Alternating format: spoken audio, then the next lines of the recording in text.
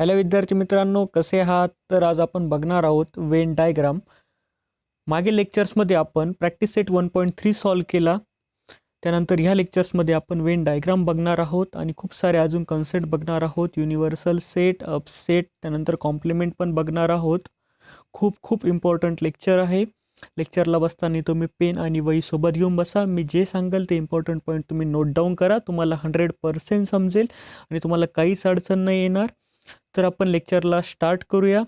लेक्चरला start करण्यापूर्वी तुम्ही अजून आपल्या चॅनलला सबस्क्राईब नसेल केले तर चॅनलला सबस्क्राईब करा. बेल आयकनचं बटन दाबा, कारण मी व्हिडिओ अपलोड केल्यानंतर तो तुमच्यापर्यंत पहिल्यांदा पोहोचेल. तर आपण लेक्चरला स्टार्ट करूयात. तर फर्स्ट मी तुम्हाला काही इन्फॉर्मेशन सांगतो. John Venn is a first mathematician who gives the mathematical form to logic and probability. तर जॉन वेन यांनी फर्स्ट मॅथमॅटिक हुज घेऊ त्यांनी दिलेली आहे लॉजिक आणि probability. He is a famous book of logic of chance. तर हे तुम्हाला प्रोबॅबिलिटी वगैरे ते नंतर आहे, 11वी-12वीला पण आहे, ते आत्ता नाही आहे तुम्हाला इतकं ते. तर ठीक आहे, ते नंतर तुम्ही बघून घ्या. तर मी त्यांची इन्फॉर्मेशन आहे बेसिक. तर आपण वेन डायग्राम म्हणजे काय ते बघूयात. ते खूप खूप इम्पॉर्टंट आहे. आपण त्यासाठी एक्झाम्पल बघूयात आणि आपण फर्स्ट त्याची डेफिनेशन वाचूया. British logician John Venn was first to use close figure represent set. तर सेट हा क्लोज फिगरमध्ये लिहिल्यानंतर त्याला आपण वेन डायग्राम म्हणू. तो क्लोज फिगर तुम्ही कसा पण असू शकता, असा गोल असू शकतो, चौकोन असू शकतो, त्रिकोण असू शकतो, काही प्रॉब्लेम नाही, कसा पण असू शकतो. क्लोज फिगर पाहिजे, फक्त ती पूर्ण फिगर पाहिजे. Such representation is called as Venn diagram. म्हणजे क्लोज डायग्राममध्ये तुम्ही ज्यावेळेस सेट लिहान, कशा पण आकारची क्लोज डायग्राम असू द्या, त्रिकोण, चौकोन, गोल, आयात, कंत पण असू द्या, तर त्यात तुम्ही सेट लिहिला तर त्याला तुम्ही वेन डायग्राम असं म्हणू शकता. तर आपण त्यासाठी एक्झाम्पल बघूयात. तर त्यासाठी फर्स्ट एक्झाम्पल बघूयात आपण. तर फर्स्ट एक्झाम्पल कर्ली ब्रॅकेट 1 2 3 4 5. तर ते वेन डायग्राममध्ये कसे लिहिलेलं आहे, रँडमली कुठे पण लिहा वेन डायग्राममध्ये. तर तिने कसं लिहिलेलं 1 2 3 4 5 आणि आतमध्ये त्याला ए सेट असं नाव दिलेलं आहे. तर त्याला तुम्ही वेन डायग्राम म्हणता. व्हेरी व्हेरी इम्पॉर्टंट आहे, तुम्ही लक्षात द्या.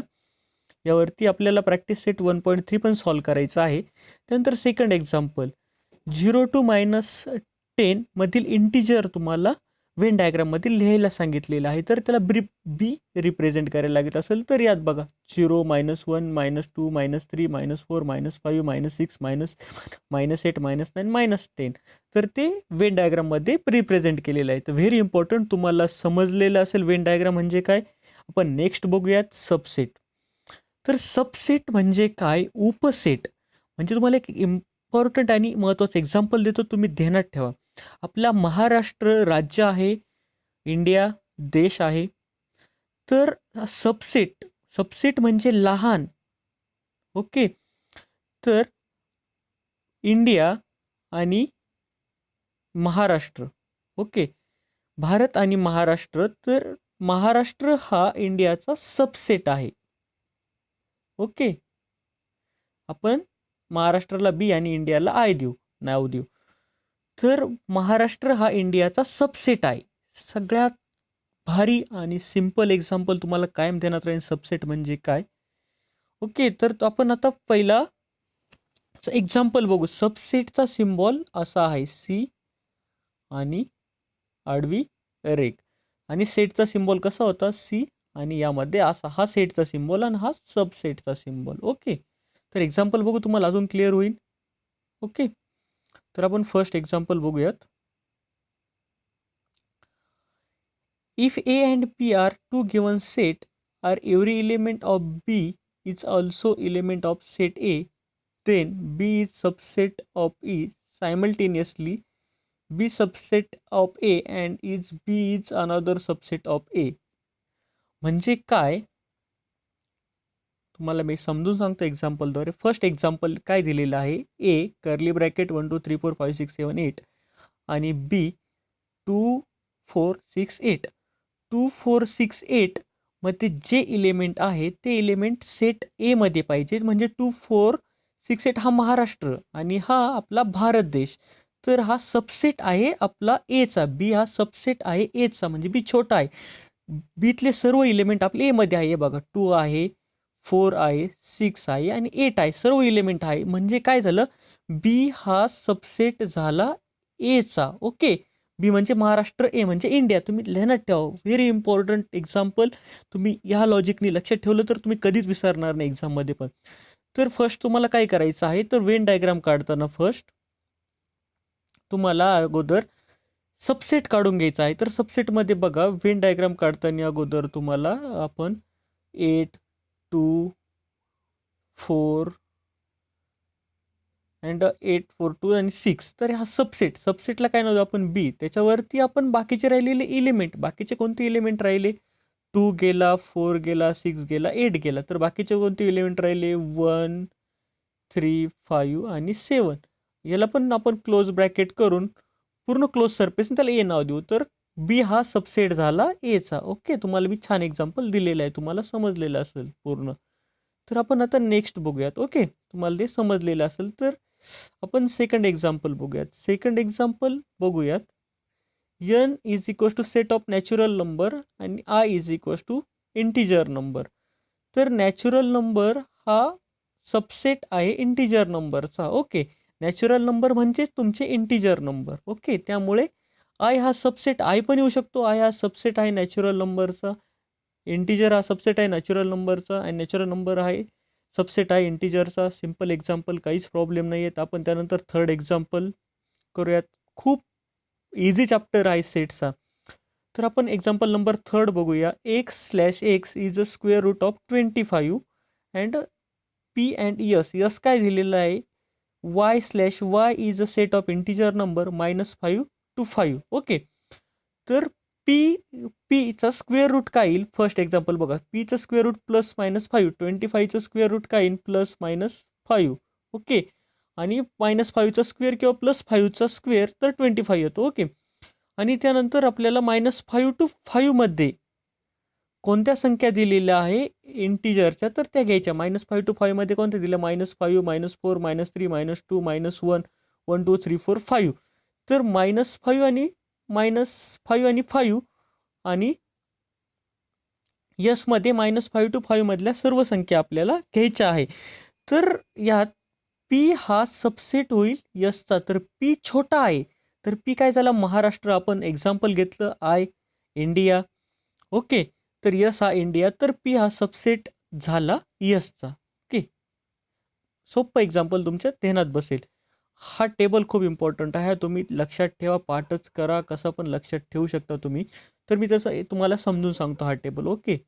Every set is a subset of it self.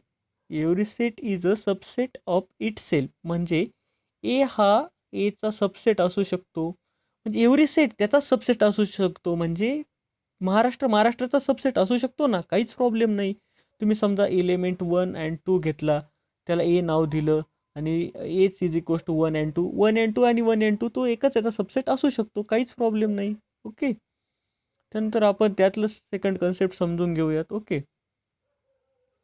Empty set is a subset set. Okay. Every set.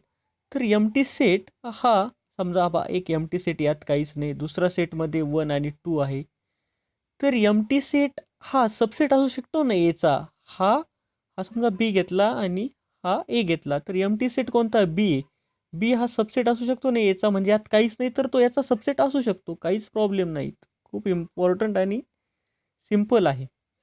नंतर आपण काय बघू, A is equals to B. A subset is a B and B subset is a A. A is equals to जर B असेल तर ए आणि बी ह्या दोन्हींतील element same असेल. समजा आपण एक्झाम्पल नाही तुम्हाला समजून सांगतो मी, खूप छान. तर समजा ए. ओके. ए मध्ये 2 आणि 3 असेल, बी मध्ये पण 2 आणि 3 असेल. ओके. तर ए इज इक्वल्स टू काय झाला, तर तुमचा बी झाला. ओके. तर ए हा सबसेट असू शकतो ना बीचा. ओके. आणि बी पण सबसेट असू शकतो एचा, काहीच प्रॉब्लेम नाही. खूप सिम्पल आहे. त्यानंतर फोर्थ एक्झाम्पल पण तेच दिलेलं आहे. ए हा बीचा सबसेट, बी हा एचा सबसेट आणि ए आणि बीचा subset, A is equals to B येऊ शकतं. फक्त थर्ड आणि फोर्थ हे उलट पालटे दिलेले आहेत. ओके. त्यानंतर आपण नेक्स्ट एक्झाम्पल बघूयात. Example A is equals to 13478 then the write all possible subset of A. तर याचे सर्व ऑल पॉसिबल सबसेट याचे आपण बघू शकतो. तर याचे खूप सबसेट तयार होतील तसे केले तर. सिंगल एलिमेंटचे पण होतील, डबल एलिमेंटचे पण होतील.